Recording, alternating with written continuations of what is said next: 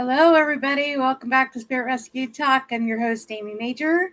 And of course, you know our co hosts, Jordan Start and Cynthia Maroon. We're going to have a lot of fun today. We were just discussing working towards getting involved in rescue mediumship. What does that look like? Many of us have had our own stories, which we're going to share some of our stories with you today, kind of what led us into doing rescue mediumship. But we also wanted to discuss quite a bit about what it looks like getting into rescue mediumship compared to other fields, other forms of mediumship or channeling, psychic, energy healing. Why does rescue look so different? And of course, we want to talk a little bit about, are you the right type of person to work in rescue mediumship? What things to look out for and recognize within yourself that might show that you are in fact a rescue mediumship, maybe developed, undeveloped, unknowingly, getting involved in stuff like this. And we're here to kind of pave the way for you to feel more comfortable in your rescue mediumship journey. It's not an easy one, not at all. I have my stories of getting involved in rescue work, but I think we're really excited to talk about this topic today. And of course, again, please leave your comments down below and your questions like, oh my gosh, I've gotten involved in this or I've had this experience. Does this mean I'm getting more attuned to being a rescue mediumship? I've had this experience. Does this mean I'm willing or ready to get involved in rescue mediumship? We're happy to answer those questions for you. Just leave them down below and we can definitely discuss that. We had actually several people reach out to us and to me asking questions about rescue work. So we're definitely here to answer those questions for you. So would any of you ladies like to kind of start with what you believe are the hallmarks of a rescue medium and what made you recognize within yourself that you are a rescue medium as well? What about you, Jordan? What was the defining moment in your journey that said, oh my gosh, I really need to get involved in this work more? Well, to be honest with you, I didn't know what rescue mediumship was before I started doing it. It wasn't until I went and did a reading with somebody where she's like, you need to meet this woman, Amy Major. There's this book. Your guides just said, we don't care if you remember anything else from this reading. You have to get this woman's book. Mm-hmm. And that's where I really learned the term of it. But what kind of led me into it and where I started learning was when I first opened up in my mediumship. It actually started through the paranormal community a little bit. My guides had guided me towards watching paranormal programming, and they were telling me no to a whole bunch of them as I was flipping through them trying to figure out what one. And they finally screamed yes to one specific program, and the only guidance they gave me was watch how they talk to the spirits. They talked to them like humans. They acknowledged their wounding. They did a lot of counseling with them. And I was like, oh, this is familiar, because at that point I was a crisis counselor on a crisis line. And I was also doing my placement to become a clinical counselor. So a few years into it, I started dabbling a little bit. And I started going to a haunted home. And that's when my mediumship started blowing up. And I started having all these spirits that were coming to me that honestly felt like my clients in my day-to-day job. They all had different traumas. They all had different wounding. And growing up as a kid, I had an awareness already that some souls get stuck here because of their own wounding. And some of their own traumatic life experiences. So I just started counseling a lot of these souls. And that's when my guides came in and were like, oh, we're going to show you how to do this. And I went, oh, okay, just please, I don't want to put somebody in the wrong place. So if I can get some support and help. And they showed me bringing them upstairs, and I started looking into the archangels and started calling in the most appropriate ones. And I knew to call in the most appropriate, but it really wasn't until I stepped into the entity extraction contract where that's where my life really kind of blew up. And I know we're going to talk about that later, but that's where a lot of the shifts happened for my life. But rescue felt, because I was already a counselor by that point, it felt very natural to kind of step into that flow. It felt like it had a lot of meaning.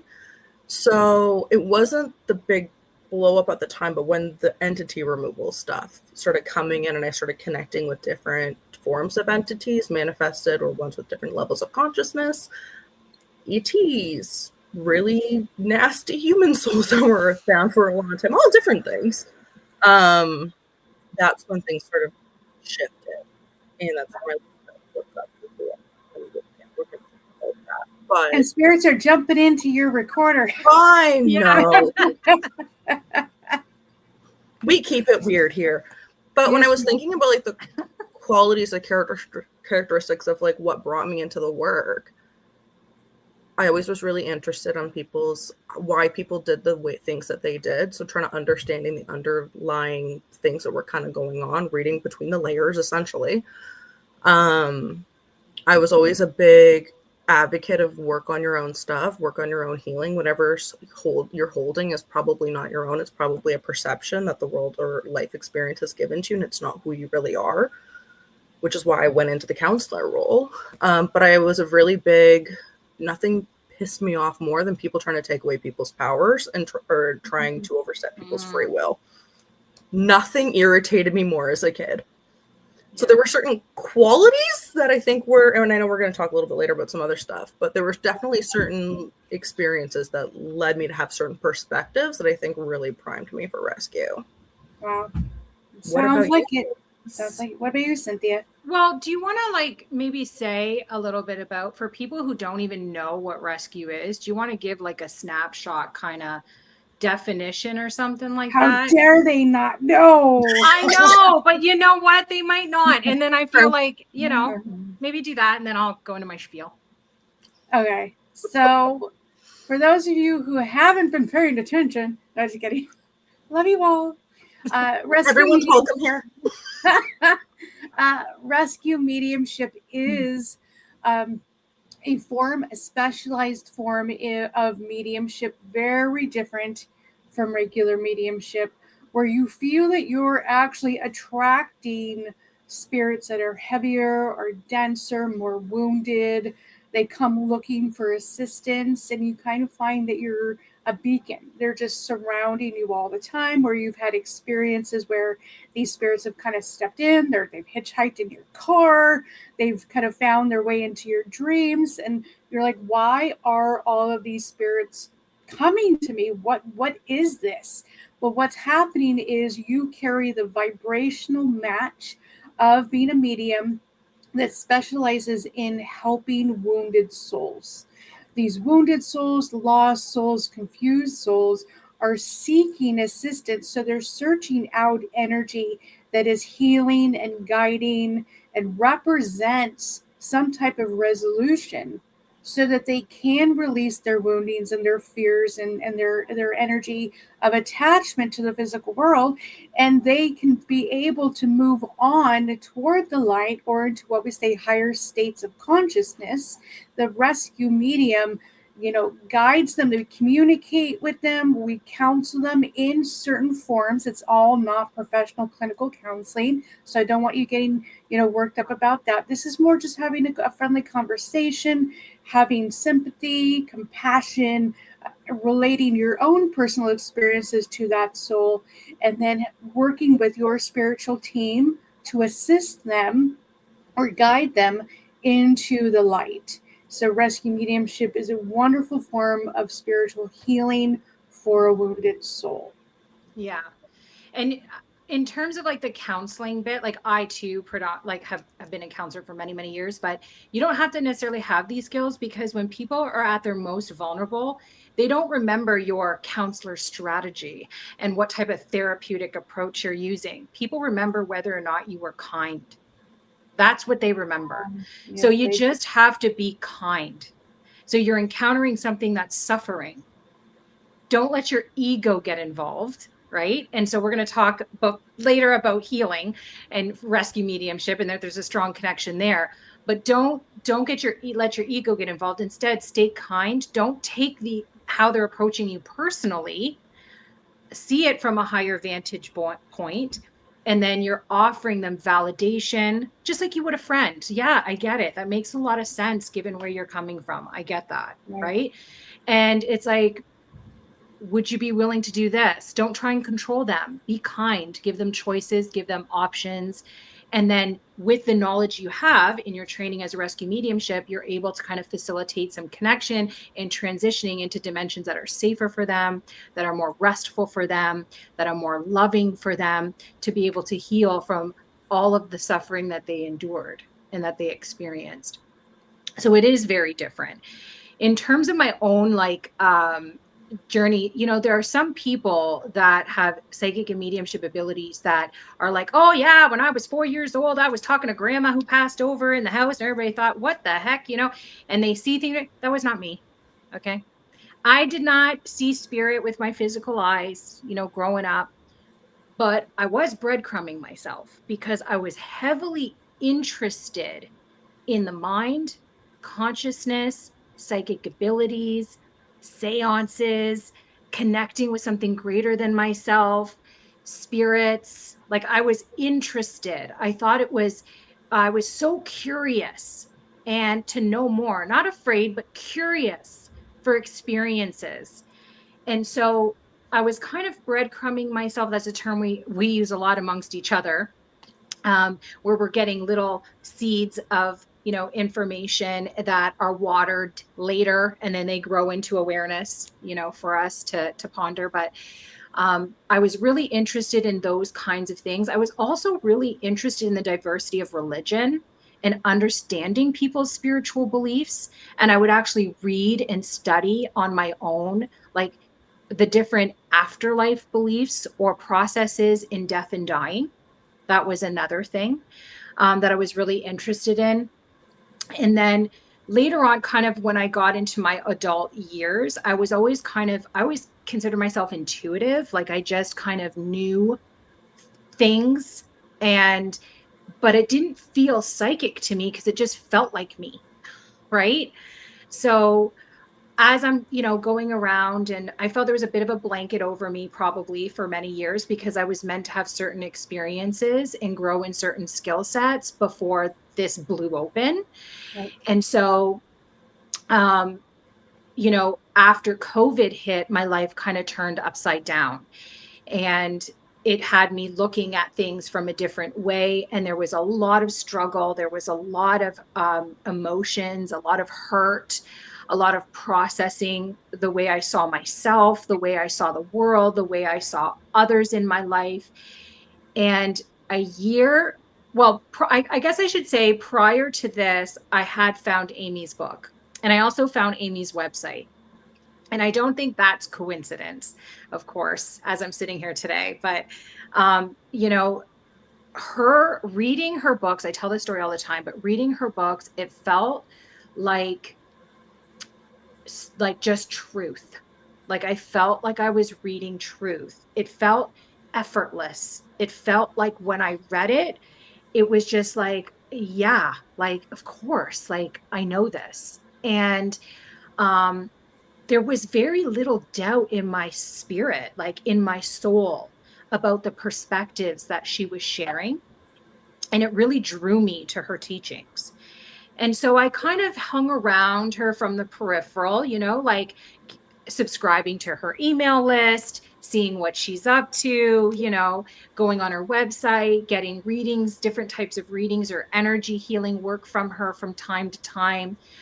And then COVID hit, and then all this stuff happened, right? And then I got into some situations. Again, I called her for a reading because I just really trusted her intuition. She was very accurate. It didn't feel forced. She felt very grounded to me, like no people pleasing, which I really respected. I didn't feel she was just trying to tell me what I wanted to hear. None of that. So that authenticity is like the ticket to me. Okay. When you show up real and you show up as yourself, because I can feel it. Right. And then about a year, I was going through a really, really hard time. And we talk about signs, right? How spirit likes to communicate with us through numbers and feathers and coins and all these kinds of things. Well, I started seeing the number 911. And this was in 2021. I know you guys know this story because anyway, so I'm going to tell it for everybody. So I started seeing 911 everywhere. And normally when I get a number, I can look it up and figure out the message. But every time I was looking it up, it just Nothing resonated. Nothing made sense. So then time would go by, 911, 911. I get like bursts of this number and I'm like, ugh. And I'm like so frustrated. So a year later, Amy's offering a class on rescue mediumship. I had never taken a mediumship class in my life, not a psychic class, nothing. Okay. But I'm just going to dive head first into rescue mediumship. I didn't know what I was doing. So I was like, yes, I'm going to take this class. Okay. Because I like Amy. Right. And I'm like, so this is a good fit. Then I tried to back out, but she didn't get my email. I wonder why that happened. But anyways, so then I was like, well, I might as well take the class, right? So here I am, day one in rescue mediumship. And that's when I meet Jordan, my lovely soulmate. And the first class I'm kind of taking it in, very excited to be there, very curious. It was the first time in a long, long time that I have felt any motivation to do anything spiritual, because I had been going through such a hard time in my life emotionally, heavy, heavy, heavy depression. And, so I was happy to be there. It felt like I was starting to be resuscitated spiritually. And then the second day of class, the class went until 9:00, but we had gone over a little bit. And Amy goes, well, would you look at that? 911, the number of the rescue mediumship, the rescue medium. And I'm like, what? And I'm like, and my mind just went, because I just felt in that moment that's the answer to the question. Because I had been searching, and in that class, I remember I said, oh my God, I have to tell you something. I don't know what the people in the class thought about me, but I was just like so relieved. I was like, I found my answer. I am right on path to exactly where I'm meant to be. So that was really the sign for me. I'd been breadcrumbed for a whole year before Amy delivered in all of her wisdom. Oh, you're a rescue medium. You need to be here, right? So it was so validating and undeniable because I could feel the truth of it. It wasn't me just wanting it. I had forgotten about that number. I gave up on it. I told Spirit, listen, I've dedicated to figuring this out. I'm done. Like, I can't figure it out. Give it to me another way. Next class, she says that. And I'm like, so that's when I really knew. On top of that, I guess, as I learned more about rescue mediumship, it started to mirror a little bit about what Jordan was saying. I'd always worked in addiction. You work with a lot of trauma, and people go through a lot of really devastating experiences before their addiction, during their addiction, and of course, just the human experience after the addiction. There's a lot of suffering that happens in the world. And I've always found myself in really dark places with people, holding space and bringing the light to them. And so to deal with things that are having a hard time crossing over into a higher dimension because their frequency is so low, really made a lot of sense to me. And so it was very validating that this would be a path that would call to me. Wonderful story. I do remember that class and how enthusiastic you were. Like, oh my goodness. And I'm like, I just, 911, rescue. What about that? I remember that moment because I remember I got drawn to Cynthia like immediately, and then I found out she was in Canada with me and we were not that far, and I was like, oh my gosh, this is amazing. But I remember that moment being like, this is the first time I've gotten to really see this girl's personality. She was so excited.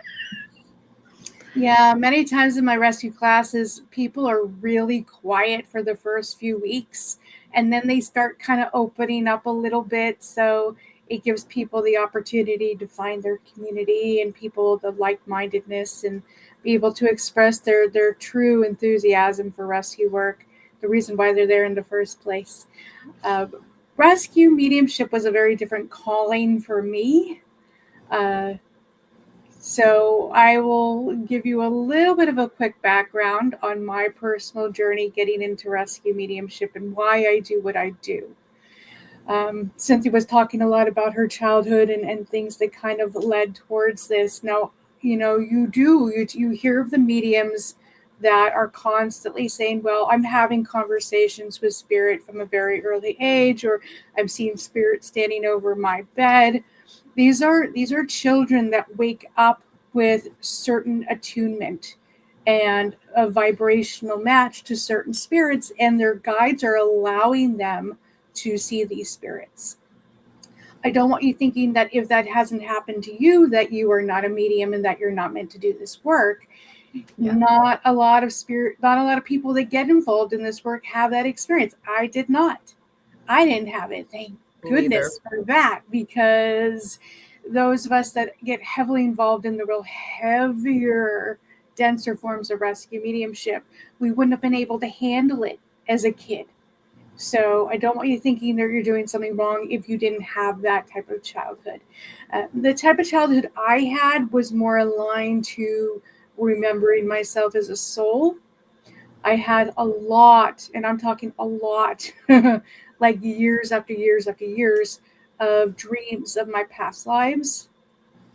I would have reoccurring dreams of moving in an ascended staircase into a beautiful heaven. I would have dreams of, certain spiritual encounters with my guides. I would constantly be jumping out of my body through astral travel. I had, and I talk about it a lot, a very difficult childhood with a lot of abuse from my mom. And so a lot of people disassociate from circumstances that happen. I thought I was in that type of scenario, but what was actually happening to me was I was leaving my body during a lot of those situations. And that actually led to me leaving my body when I was in school. I would sit down in a class, all of a sudden look out the window, project my consciousness somewhere else, and really feel myself come back. And the bell's ringing, and I've missed the whole class. And like, oops, didn't mean to do that. So lots of astral travel. But I would say the most profound experience in my childhood was actually having internal dialogue, conversations with my spirit guides since I can remember. And we have some memories from the age of 2 or 3, mostly at 5, but I remember having conversations from a very, very early age with my guides because my childhood was really difficult. They would come in all the time to reassure me and to give me care and comfort and just advice on what to do. And my family would joke around with me a lot because I actually had this huge walk-in closet that all my stuff and my toys were in. I would go close the door, walk into the walk-in closet, sit and have conversations with my guides for, like an hour. And people would, my siblings would laugh at the doors and, oh, Amy's talking to her invisible friends. And yes, they were invisible friends, but they were my only form of true comfort during some, situations in my life. And it never really went away. I had endless conversations with them. I would go and I'd walk down the street to a park that I became actively involved in because I was very much involved in sports, volleyball, soccer, softball, swimming, tennis. I did all of that. Plus, I did dance for 10 years. So I was very actively involved as a kid. So I would just go and spend a lot of time outside, and they would have conversations with me from being alone and just walking to the park. I remember having a situation where I'm walking to the park and I look at my peripheral vision and I see this Black Panther walking alongside me as a kid. And I just knew intuitively this panther was a part of me. I wasn't afraid. If anything, I felt comforted. I felt drawn to this Black Panther. I didn't know what it meant.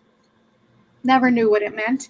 But I just knew I liked it because it made me feel like it felt like it was me, just in an animal version of me. And I couldn't really understand. I was 8 or 9 years old. I didn't really understand what was happening at that point. But as I, get older, the conversations with my guides would get more serious. Around the age of 10, they came in and said that I was different and that I was meant to do something really important in this world. And I'm like, what? They're like, don't worry, you'll figure it out. And I kind of dropped it. I really wish I would have pushed for more information at that point, because it would have like, tell me. And if they had told me, I'd like, forget it. No, take me off the list. I don't want to do it. But of course, they didn't tell me what it was. And at 10 years old, I just knew I was going to connect to a lot of people. That's all it really kind of felt like. And so as I get into my teenage years, puberty hits. You're interested in boys or girls, and you're interested in, your hair and making sure you look good and all that stuff. And I kind of set all my astral travel and past life dreams and internal conversations. I put that to the side. I didn't really want to focus on it so much. I wanted to be more actively involved with my friends, having your first kiss and all these wonderful experiences. But at the age of 15, or actually 16, I had my first experience with a ghost. And I didn't know really what was happening at that moment, but my whole family had left for the day and I was home alone. I'm just like, that feeling of being home alone when everybody leaves when you're 16, you're like, yes, I've got the whole house to myself. I could do whatever I want. And so in growing up, I lived in a house where we had the kid bathroom and then we had the parent bathroom, which was so much nicer than the kid bathroom. And you always like, oh, I want to go shower in my parents' shower because it was so much nicer than the kid bathroom, which you had to share because I grew up with a lot of siblings. And so I decided I'm going to take a shower. I'm going to use my parents' bathroom at the time. So I'm getting in and I'm lathering up. Next thing I know, someone walks into the bathroom. And I'm freaking out because we're not supposed to use my parents' bathroom. So I look out of the shower curtain. There's nobody there. I'm like, oh, that's interesting. I swore somebody walked into the bathroom. And so I've continued with the shower, and they walk closer to the shower curtain. And I'm like freaking out. I'm like, oh my God, there is somebody in the bathroom. When someone is standing next to you, whether you could see them or not, you could feel their energy. And I'm like, what is going on? And they walk closer. They're standing right outside, like a few inches from me, like breathing at me. I'm just like, I'm dumbfounded at this point. I have no idea what's going on. And so I look out of the shower curtain. There's nobody there. That's it. I turn off the shower. I've like soap in my hair. And I'm grab a towel. I'm walking through the house. I'm like, who's in my house? Because I'm freaking out thinking there's a stranger in my home and they're about to do something to me in the shower. Nobody. All the doors are locked. Nothing. So I get back in the shower. I'm like, let me just rinse the stuff off my hair. And it comes again. So finally at this point, I don't know what to do. I'm all alone. I've got this energy coming at me. And so the first thing that comes to my mind is don't be afraid. I don't know where that thought came from, but I heard don't be afraid. And so what do? Crazy Amy. I start singing in the shower at the top of my lungs about how this is a crazy situation and not to be afraid and everything's just fine and everything's great. And next thing I know, this bright light comes into my bathroom. I hear, Amy, I'm a relative. I'm here to protect you. You're fine. And then it grabbed this dark energy and whoosh, off both of them went. I can't even begin to tell you just like how shocked I was in that moment. I was just like, what the heck just happened? Mm-hmm. And so I got out of the shower. I didn't tell anybody. I was like, I'm not going to tell anybody anything. But this is where I started getting curious about the afterlife. And so, of course, using Ouija boards, and I would use them and they work really, really, really fast. And then they kept saying the same thing over and over and over again. And they kept saying, you're special, you're special, you're special. And I'm just like, yeah, I know. My parents would say it. My siblings would tell me I was special, but they didn't mean it in a good way. They meant it in a I'm special. So because of the conversations I would have with my invisible friends as I was younger, so I didn't really like it that spirit was saying that. And then I turned it off. I'm like, I don't know where this is going. I'm feeling the energy of spirit in my home all the time. I don't want to deal with this. So I turn it off.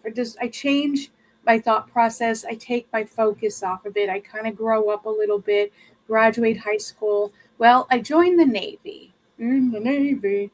I'm in the Navy, and I'm stationed on a tropical island in the middle of the Indian Ocean. I would go and have conversations with my guides at the beach, because there's nothing better than the energy of the ocean, and then you have the moonlight, and it was just really serene. I would have deep conversations with my guides. And then again, they would tell me I'm meant to do something important. It's going to be spiritual. I'm thinking they're crazy. I'm like, I don't know what you're talking about, but this doesn't make sense. After I get out of the military, I have what we call an astrology reading with your astrology chart. That's when the astrologer told me that I was a natural psychic and a medium, and that I was meant to devote my life to doing this work. And of course, I thought she was crazy. Here I am, ex-military, going, no, because I had forgotten all those conversations that I had with my guides up to that point of, oh, you're special. Oh, you're meant to do something important. We're not going to tell you what it is just yet. And then I get involved in the psychic center downtown in the town I lived in, and everything just started opening up for me. It's like I would sit in meditation circles, and next thing I know, all these spirits would start finding their way to me again. And it reminded me of when I was that 15-year-old and all these spirits were coming into my home. And I'm like, this is heavy. I remember this feeling. I don't like this. I just want to connect to spirits in heaven. I really wanted to learn everything I could about heaven. I didn't want to deal with all these really heavy spirits, but they kept showing up. I couldn't get rid of them no matter what I did. And so I'd reach out to a lot of other mediums that were training me. And this is where my journey began, of having certain passion and desire to teach rescue mediumship. I started getting a lot of pushback from the spiritual community. When I started asking questions about these really dense, heavy souls, they would always tell me those are very evil souls. You don't want to talk to them. They're only going to lie to you. Stay away from it. And so I trusted these mediums that were, guides and teachers and lecturers, and, more authority than I was. I didn't know anything. I was just getting involved. So I would push it away. Okay, they're telling me to not listen to these spirits. And so I'd push them away. I would sit in development circles, and they would keep coming, and they would keep coming. So finally, I went to my teacher, one teacher that actually listened to me, and I opened up about the experiences I was having. And that's when she told me that it was actually normal. And she said, you really need to go to your guides and talk to them and ask them what's going on, because I've seen your guides. I'm very impressed with the guides that you have. They're very strong, and strong guides come in for those that are here to do very heavy, very strong, very important work. So go to them and ask them what's happening. Mm-hmm. So I go to my guides, and that's when they started giving me awareness of something called rescue mediumship. They gave me the word without me even knowing what this was. They started talking about transition. They started talking about helping these wounded souls, and that it was my contract, and that was my agreement to come and do this work. And then they said, not only are you going to do this work, but you're going to educate the world about this work. And I'm just like, okay, I can get that I'm a psychic. I can trust that I'm a medium, but no way am I going to do this work with these spirits. They're scary, they're dark, they're heavy, they attack me, they threaten me, they make my life miserable, and nobody in the spiritual community wants to hang around me because they all think I'm heavy and dark. And I'm getting rejection from the spiritual community because of all these spirits coming to me. That didn't make me feel good. I wanted to feel the community with the spiritualist church and with the other mediums. but I felt like they were kind of turning their back because they didn't feel comfortable in the type of spirits that were around me all the time. And so when I got more involved in learning more about these souls, I was trying to educate the spiritual community that these weren't bad souls, but rather just souls in need of healing. They weren't evil, they were wounded. They were dark because they were heavy. And that's when Spirit started teaching me that dark doesn't always mean bad. It just means they're carrying a lot of very heavy emotion. So when I got more involved and more accepting of my work in rescue mediumship, that's when I started working more and more. I started having more experiences with spirits coming to me. I finally didn't push it away anymore. And I think it was because of the rejection that I had and the belief and stereotypes of these type of spirits that really gave me my passion to educate the world about rescue mediumship. If that had not happened, I may not be here today teaching and lecturing and writing books and explaining that this is a very natural, very healing, very accepted form of mediumship, and it should be accepted by everyone in the spiritual community. So it really initiated my desire to do more, which is why I'm here today. So that was my. Did I get frozen for y'all? Only for a split second. Oh my gosh, it seemed forever on my side. I started messaging you. Did you guys get booted? That was weird. I don't know why that happened, but I'm glad that it only seemed for a second. They Lots didn't of boot spirit you out. activity today. They've been really kind of like thrown. The microphones aren't working or someone's freezing. Yeah. Whenever we start really talking about earthbound spirits and rescue, I've been feeling them come in. Yeah. Around me. So maybe that's it or whatever. I need to tell them to step back a little bit. One of the things I wanted to say about your story is that it is understandable that if you have psychic mediumship abilities and you typically are connecting to high vibrational things that are coming in with good intention, that are what we call love and light, that exist in higher frequency dimensions that are love and light, like it's understandable that if you are approached by something that is denser, that you have this like confronting reaction and be like, okay, this is not good, because you know the difference of what typically is trustworthy and good, right? Mm-hmm. But in rescue mediumship, that's part of the training, because just because something feels bad doesn't mean it is bad. Right. And that's where your discernment comes in. And so I think sometimes people are too quick to assume that a dense, heavy vibration is there with an intent to harm, hurt, or manipulate. And that's not always the case, because as we all know, wounding, being hurt, depression, rage, fear, disgust, all of those feelings, they're heavy. Yep. But it doesn't mean you're bad or wrong if you have them. And so if you are in spirit and you've had experiences in your consciousness and you are weighed down with that, you need help. What gets confusing is that there are things that exist that don't go to those higher dimensions. They reside on the lower frequencies that do have intentions to harm and to manipulate and to betray or to kind of pull you off path, right? But that's where your discernment comes in. That's when your relationship with your team comes in. That's where practice comes in. That's where testing comes in. It can feel really difficult and very challenging. And I mean, Jordan obviously has a very heavier contract.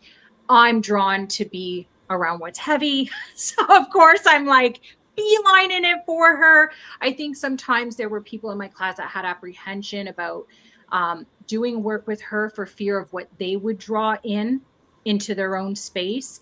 And I was like, I am not going to let this beautiful person feel like she's alone because of what surrounds her. No fucking way. Oh, sorry.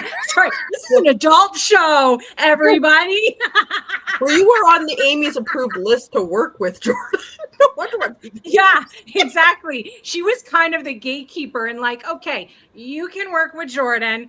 No, you cannot, because she had a responsibility to protect, given what she could feel and understand with her gifts.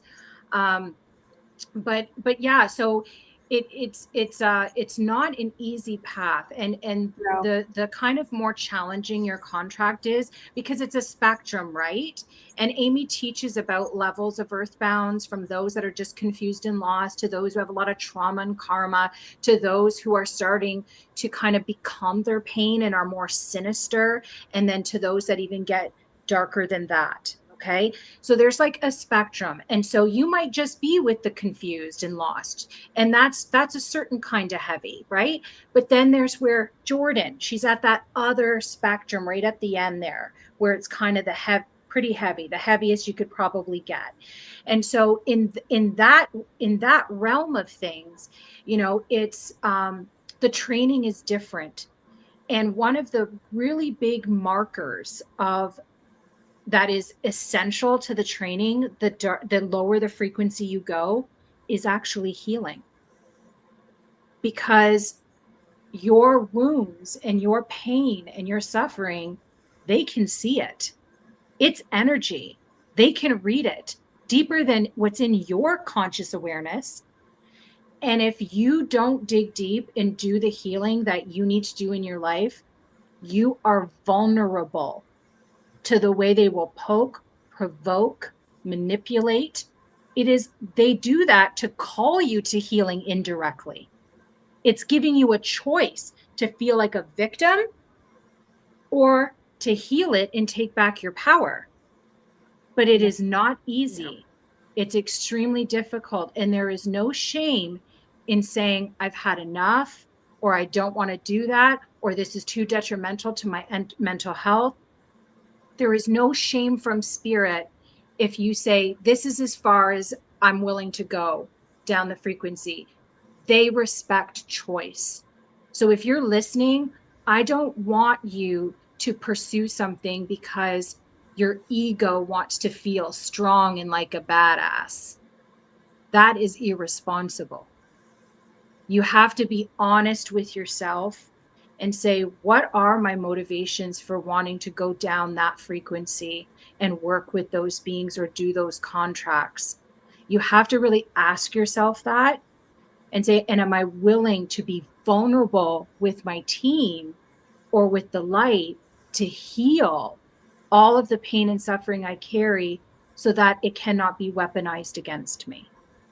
And that's a really different kind of perspective when it comes to mediumship and psychic ability and preparedness and learning and training than probably what a lot of people see mainstream. I don't know. What do you guys think in your experience? That's just what I've noticed. Go for it, Jordan. Well, I remember way back when asking my team, why me? Because I really rejected wanting, they started me with Earthbounds. That felt safe. I felt very much in my wheelhouse. It was great. So my worst fear was putting somebody in a place they shouldn't be. And they're like, we got it. We got you. It's okay. And I'm like, okay, perfect. And I felt the divinity of that. It was when they started pulling as I start getting dark. You're going to start doing some entity stuff where I was like, nope, that seems evil. I'm not doing this. I was a brand new baby medium. Now, mind you, resonated a lot with Amy's story because as a kid, I would get very inspiring messages from my guides, which kind of leads me into what I'm about to say. So I remember asking my team years later into the line, as what we're talking about, what Cynthia's saying, of really needing to do the internal work. And it's tough. It's not an easy journey to go to the depths and deepest parts of yourself.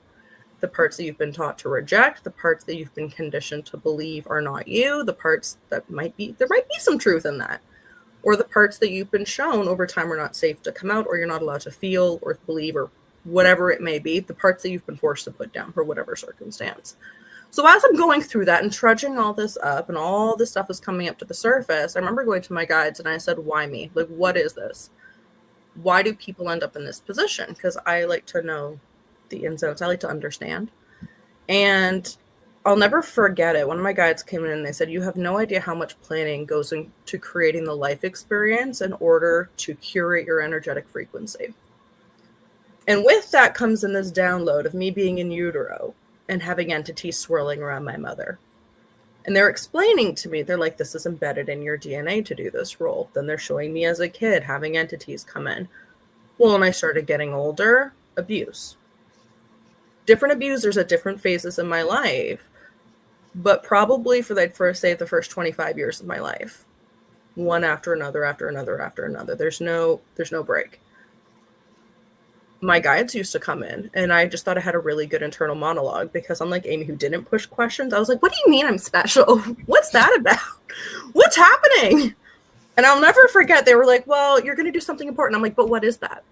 I want to know more. And they're like, well, you're going to travel around the world and you're going to help people. And I went, help people how? They went, you're going to fight monsters. And I went, that's crazy. I'm not doing like, that's fantasy world. We're not doing that. So I went a little bit further in the questioning, but it was a tough journey. And what Cynthia was mentioning about how they'll pull up some of your own stuff, wounding that I thought I had handled a long time ago, because keep in mind, again, being curated for the contract, I was getting downloads at a very young age. Now, as a counselor, working with the population, with the wounding that I was actually experiencing at the time, I was counseling myself to the best of my ability at a very young age with best practices. Spirit was really helping and guiding that healing. So I was working through my wounding as I was being re-traumatized. I'd focus on different things. But things that I thought I had dealt with, things that I thought I had moved on from so long ago were suddenly being thrown up in my face. And you could feel the intensity of it. And you really had to start looking at parts of yourself again that you haven't really wanted to look at, or you thought you had already dealt with. And similar to what also Cynthia was saying is I was having past life wounds, not even wounds that were my own. Yeah. My own soul wounds were getting thrown in my face, which I didn't understand until years later when Amy clarified it for me. And I'm like, so it wasn't just consciously who they were going after to take me out of my power. It was also part of my soul, parts that I consciously wasn't even aware of. Right. So it was a really tough journey. But as I said, from what my team has explained to me over and over again, is that they create experiences in your life to help bring you to a match, to help shift your values, to help shift your understandings of how things work. I look at Amy going through everything she went through and then going into the military. She learned, right? And all the abuse experiences you learned.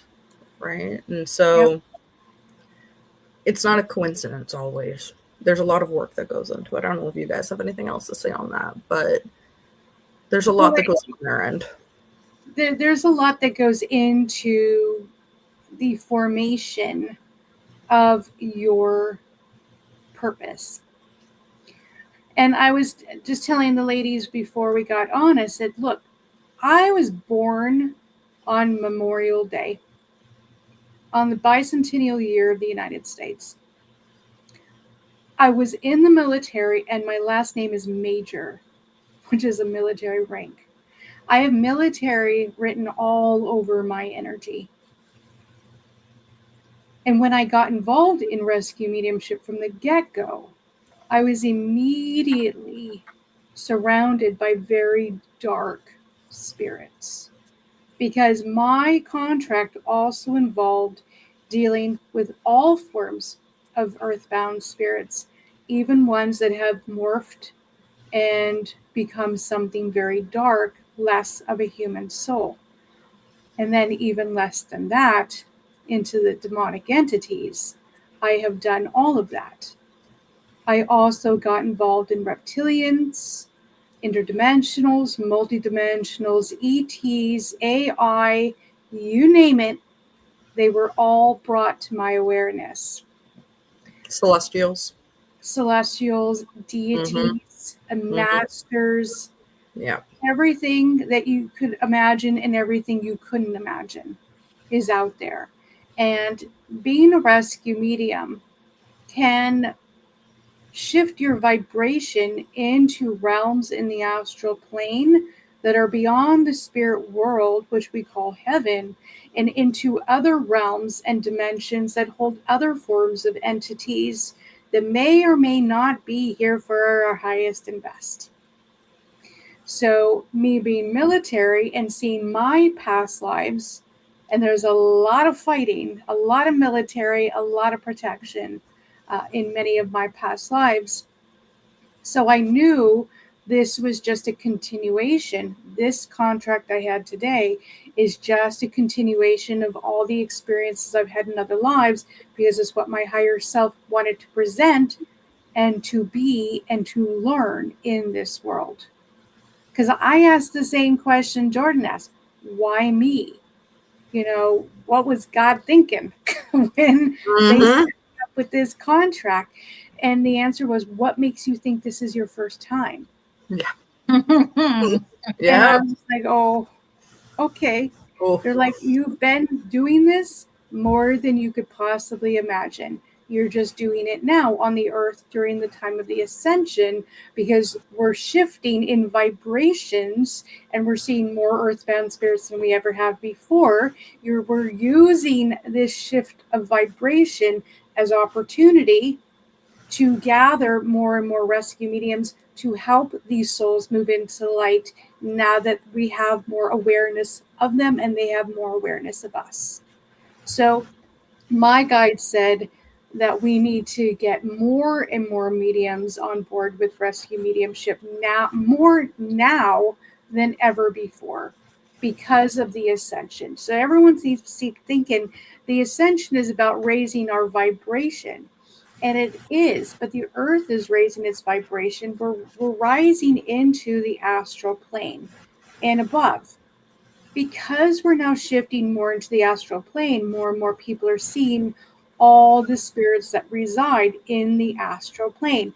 And there are levels and vibrations and densities in this astral plane, and we're seeing all of them, the good and the bad, that's in the astral plane. And those of us that are attuned to vibrational matches of more density due to wounding we've held, military backgrounds, counseling, we were been in the police force or an EMT or a firefighter, or maybe we've been dealing with counseling or crisis or intervention. We have the experience and the background in our personal lives that have already attuned us, prepared us to do this type of work.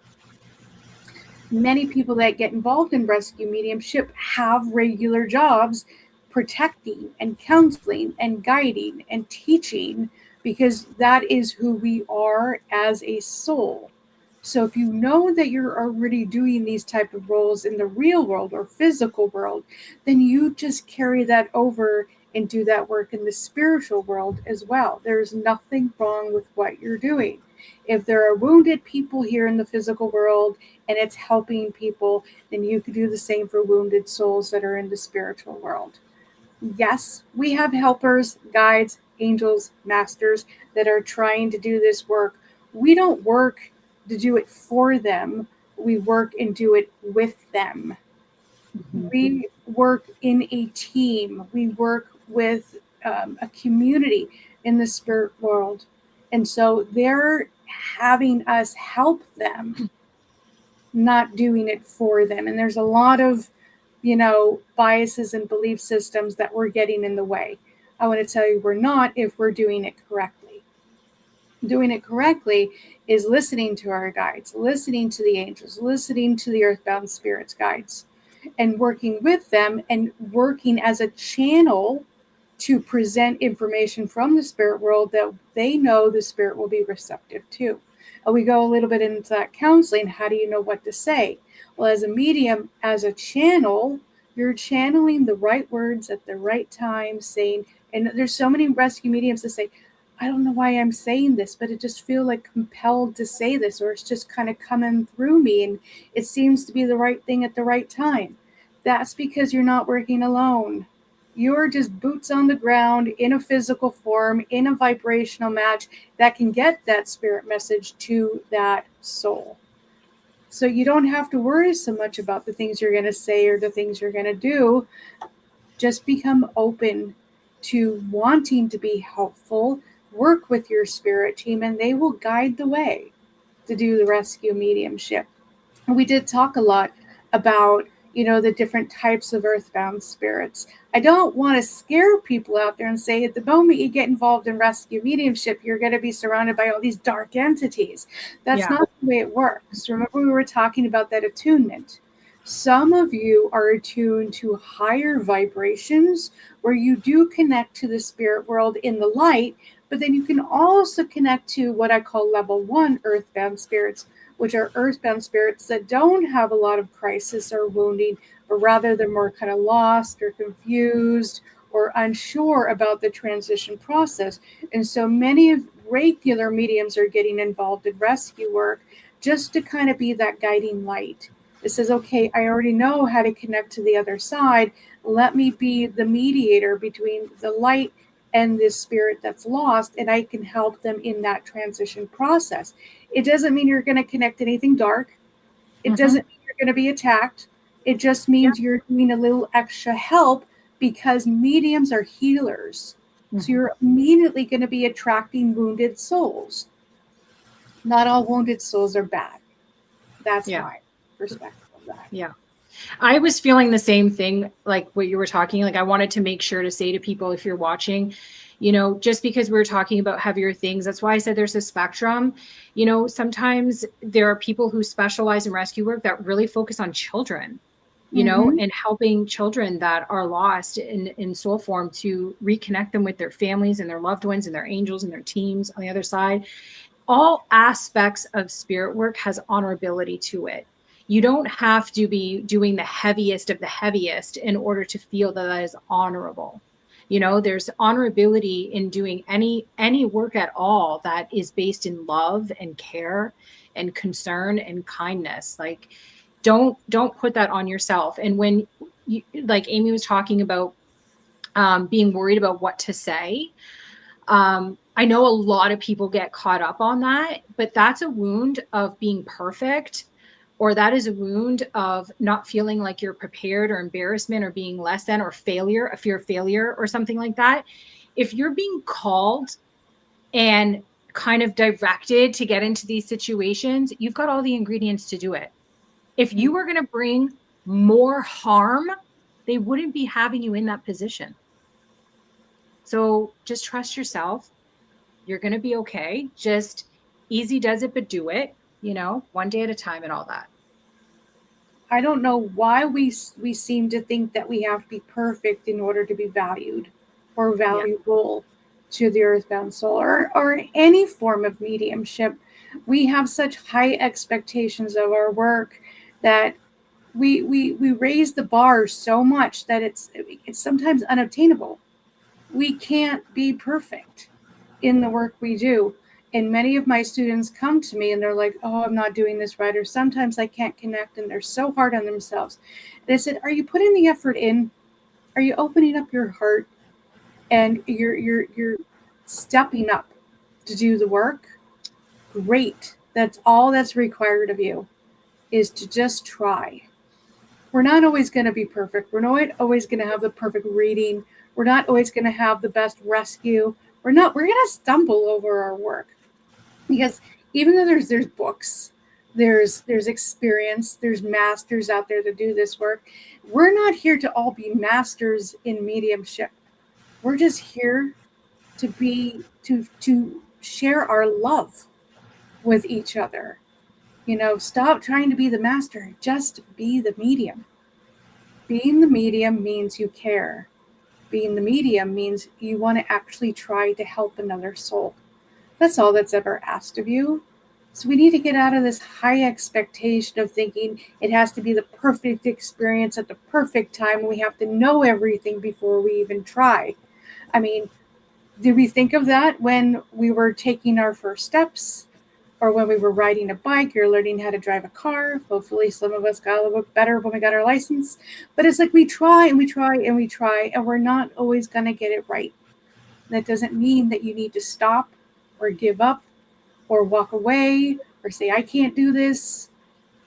Mediumship is a skill. So many people say it's a gift. I don't think so. I don't like saying it's a gift because we are all gifted with many skill sets. Mediumship is just a skill set that we learn to develop. There are many mediums that are born open, and then there are many mediums that open up throughout their lifetime through circumstances. It doesn't matter when you open up. It doesn't matter how you open up. But when you do open up, give yourself the chance and opportunity to try. Because that's all Spirit will ever ask of you, is just to try. Wait and see. You never know. Amy, I got to say something. So you're talking a lot about this expectation, like, why are we putting this expectation? I'm going to tell you that I have found, and this is just my own personal opinion, feel free, nobody has to agree that's watching. The thing is that I find that when it comes to spiritual abilities, okay, psychic and mediumship, it's not something that you can necessarily prove, right, to another person.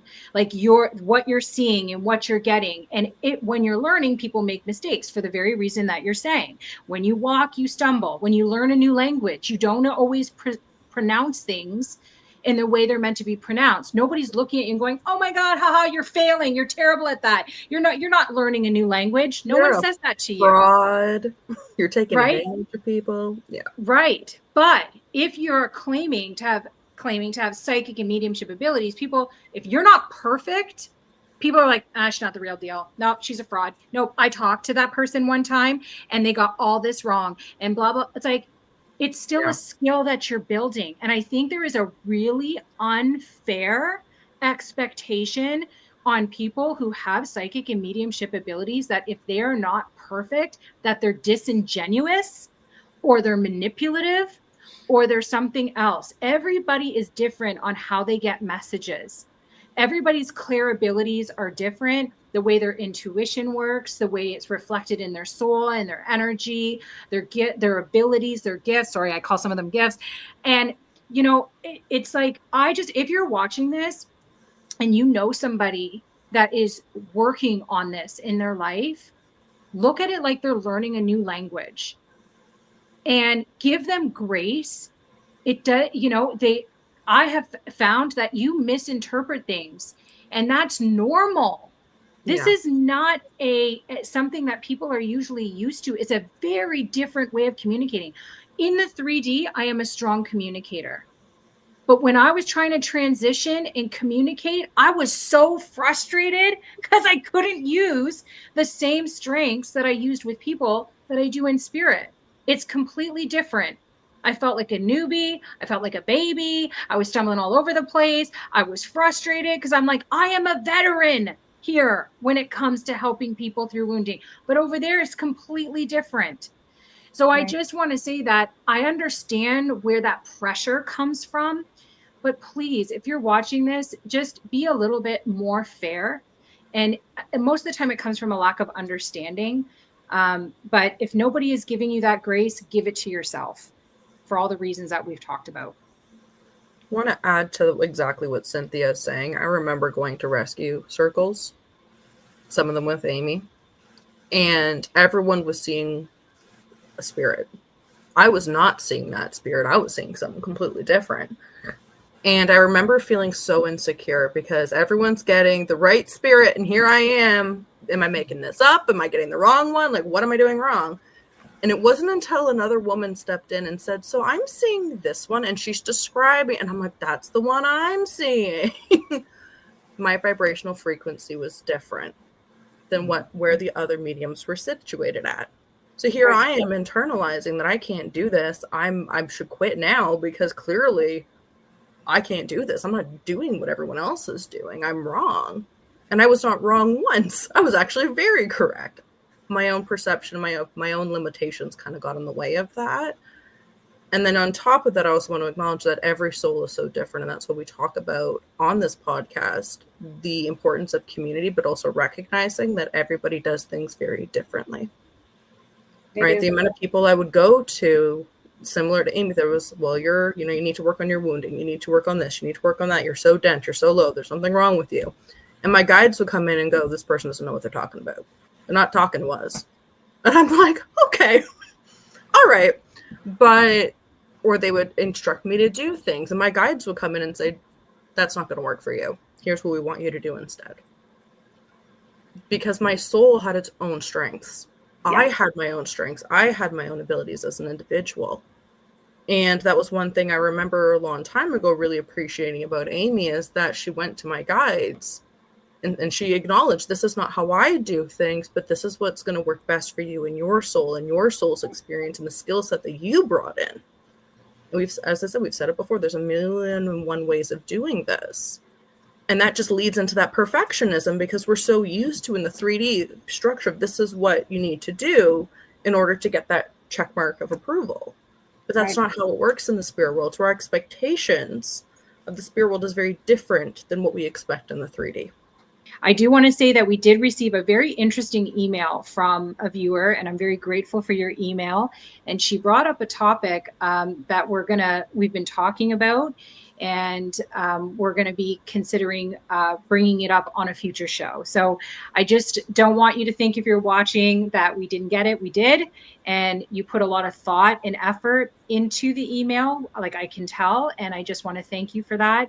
And that it was really actually a great topic. And I'm going to keep it a secret until we bring it up. So email us, let us know. Yes, because some of the emails are really great questions that we want to be able to address in other future shows that we do that are pertaining to that particular subject. You know, I think we had a great discussion today about getting involved in rescue mediumship. It's not like anything else out there, and it really is a choice. You're going to be presented with this. It's an invitation. I don't want people feeling that they're being forced to do this work, especially when their guides come through to them and tell them to do it, or if spirit is constantly surrounding them saying, help me, help me, help me. This is a choice. We have free will in this world. And your guides may say, well, you asked to do this work. You wanted to do this work while you were here, but that never takes away your freedom of choice. Talk to other rescue mediums out in the world. There are thousands of us out there that are all here to help support you in this journey. And I think it is something you really need to have a long thought out, process of deciding whether this is something you're going to do or not. And I always say, try it out, see what it feels like. You never know if you're going to like something until after you've tried it out. You see does this work for me? Does that not work for me? What type of spirits do I really want to help into light? Which ones do I really want to set my boundaries on? You won't know until you try. And I want to stress more than anything else that we want you to get more involved in rescue mediumship, but we don't want you to try to have to do it alone. This is something that is more community based because it is a harder form of mediumship. There's many spiritual mediums out there that learn it through their spiritual guides, and maybe they take a few courses, but rescue mediumship is something where you need a little extra support, guidance, maybe some teachers or books, or getting personal mentorship or talking to other rescue mediums. It's a really difficult form, one of the hardest forms of mediumship out there. So I want you to feel like you're getting the support you need, especially in those really difficult situations you may face. So please do reach out to us, reach out to another rescue medium. They may call themselves a spirit rescue medium, or a spirit releasement medium, or a soul crossover medium. There's many different terms out there, but we all try to do the same thing, and we're here to be of service. So if you're looking to be of service, reach out. I think we had a great episode today, ladies. Mm-hmm. I'm actually looking forward to next week. Do you want to give them a little bit of an idea what to look forward to? I'm a little nervous. I'm just going to say it right there. I'm a little nervous what they want me to do. I don't know if we're going to tell them what we're going to do, but it's going to be fun. It's going to be a lot of fun. And we'll leave it a surprise. It's exciting. Y'all don't want to miss it. Don't want to miss it. You don't want to miss it. It's holiday themed, and it's going to be spectacular. I hope. So, again, we'll have to wait and see. You'll have to check it out to see yourself. So thank you for joining us today, and we really do hope that we see you next time. Thank you.